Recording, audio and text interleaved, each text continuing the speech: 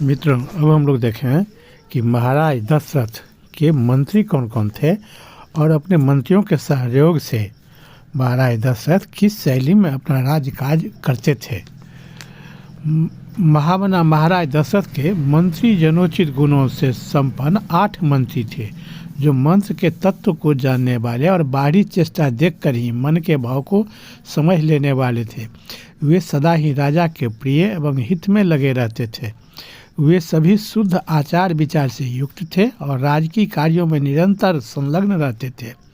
उनके नाम इस प्रकार हैं: धृष्टि, जयंत, विजय, सुराष्ट्र, राष्ट्रवर्धन, अकोप, धर्मपाल और 8वें सुमंत्र थे। सुमंत्र अस्त्र शास्त्र के विशेष ज्ञाता थे। आर्थिक मामला के वो बहुत अनुभवी थे। ऋषियों में श्रेष्ठतम वशिष्ठ और जामदेव, ये 2 महर्षि राजा के माननीय पुरोहित थे। सो महर्षि वशिष्ठ और वामदेव महाराज दशरथ के पुरोहित थे। इसके सिवा सुयज्ञ, जाबाली, काश्यप, गौतम, दीर्घायु, मार्कंडेय और विप्रप्रवर कात्यायन भी महाराज के मंत्री थे। तो ये सभी 8 महात्मा ऋषि लोग और 8 सामान्य लोग महाराज दशरथ के विशेष मंत्री थे। ये सब के सब विद्वान होने के कारण विनयशील, सलज, कार्यकुशल, जितेंद्रिय, श्री संपन्न, महात्मा, शास्त्र विद्या के ज्ञाता, सुदृढ़, पराक्रमी, यशस्वी, समस्त राज कार्यों में सावधान, राजा की आज्ञा के अनुसार कार्य करने वाले, तेजस्वी, क्षमाशील, कीर्तिमान तथा मुस्कुराकर बात करने वाले थे। वे कभी काम, क्रोध या स्वार्थ के वशीभूत होकर झूठ नहीं बोलते थे। अपने या शत्रु पक्ष के राजाओं की कोई भी बात उनसे छिपी नहीं रहती थी। दूसरे राजा क्या करते हैं, क्या कर चुके हैं और क्या करना चाहते हैं, ये सभी बातें गुप्तचरों द्वारा उन्हें मालूम रहती थी। वे सभी व्यवहार कुशल थे। वे मौका पड़ने पर अपने पुत्र को भी उचित दंड देने में भी नहीं हिचकते थे। कोष के संचय तथा चतुरंगिनी सेना के संग्रह में सदा लगे रहते थे।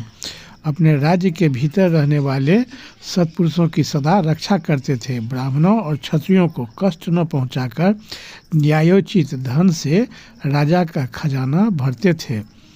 उन सब के भाव शुद्ध और विचार एक थे। अयोध्यापुरी अथवा कोसल राज्य के भीतर कहीं एक भी मनुष्य ऐसा नहीं था जो मिथ्यावादी, दुष्ट और पर स्त्री लंपट हो। संपूर्ण राष्ट्र और नगर में पूर्ण शांति छाई रहती थी। उन मंत्रियों के वस्त्र और भेष स्वच्छ एवं सुंदर होते थे।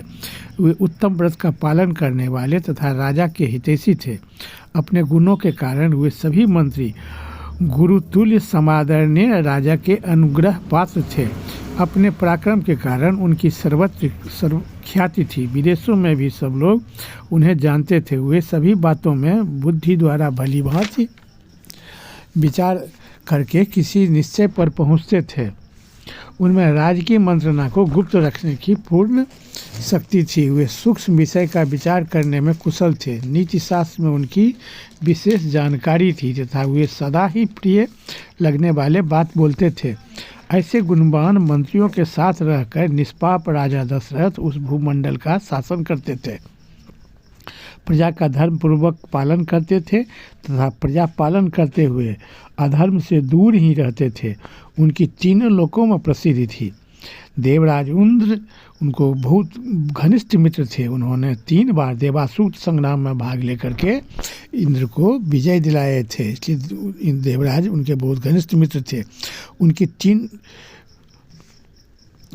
पुरुष सिंह राजा दशरथ अयोध्या में ही रहकर इस संपूर्ण पृथ्वी का शासन करते थे। उन्हें कभी अपने से बड़ा अथवा अपने समान भी कोई शत्रु नहीं मिला। उनके मित्रों की संख्या बहुत थी। राजा दशरथ अयोध्या में रहकर संपूर्ण जगत का शासन करते थे और देवलोक में भी उनका वैसे ही प्रतिष्ठा था और संपूर्ण पृथ्वी पर उनका वैसे ही प्रतिष्ठा था। सभी लोग उनका बहुत इज्जत करते थे। तो इस प्रकार महाराज दशरथ 3 लोकों में प्रसिद्ध और न्यायकर्ता, बहुत ज्ञानवान और बहुत अच्छे राजा थे। 3 लोगों में इनकी ख्याति फैली हुई थी। बहुत धर्मात्मा थे।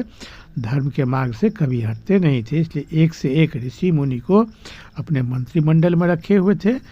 हर कार्य उनके मंत्री सभी कार्य के विशेष विशेष ज्ञाता थे। उन लोगों से सलाह मंत्रणा के बाद ही महाराज दशरथ अपना कोई काम करते थे। मित्रों, बहुत बहुत धन्यवाद। इस सब तरह कहानी सुनने के लिए कृपया हमारे चैनल के साथ बने रहें। और मित्रों, ये सभी कथा वाल्मीकि रामायण के आधार पर हम सुना रहे हैं, तो बहुत बहुत धन्यवाद। जय श्री राम।